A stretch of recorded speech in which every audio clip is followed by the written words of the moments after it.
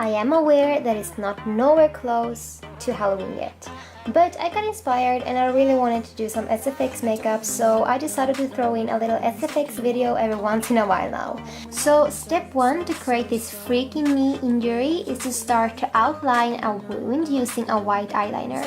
I'm using a white eyeliner because it makes it way easier to erase and redo if I mess it up or just want to change the design.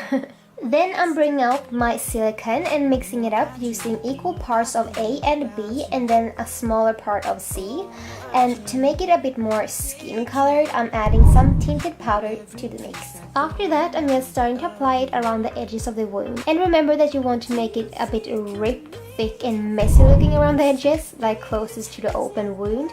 And then smooth it out towards the outer parts of the wound, like on the outside of the wound.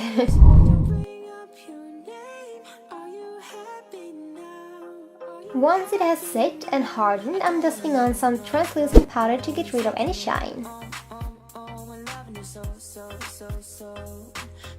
Then I'm bringing out the white pencil again and start to outline the kneecap, and also I added some bone above and below the knees.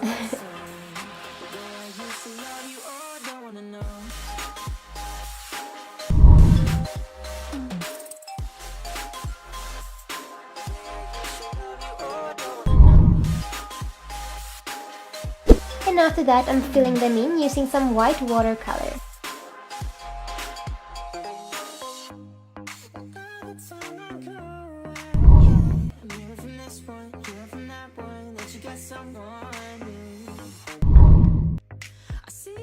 Now it's time to give the pieces some depth.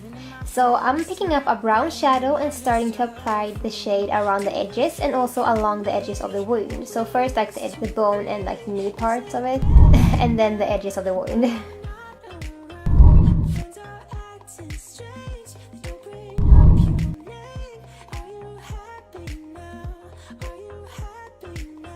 And then to make it a bit fleshy, I'm picking up a red cream color and applying this around the inside of the wound.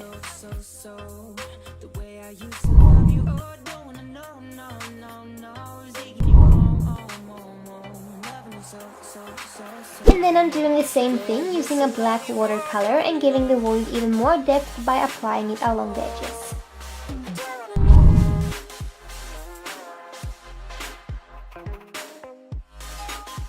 Now to give it a more realistic feel, I'm taking some thin red yarn and applying it along the inside of the wound.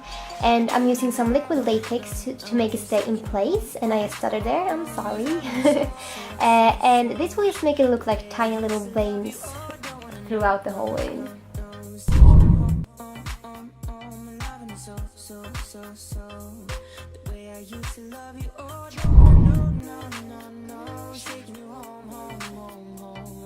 Then to create this fleshy feel and flesh looks, I'm using a banana and some flour. I know that sounds a little bit weird, but it actually looks pretty realistic once the blood is applied. So I'm just mashing it together, and it's okay if you leave a few clumps in it. It will just make it look more nasty. And then I'm just applying it along the edges of the wound and some over the knee.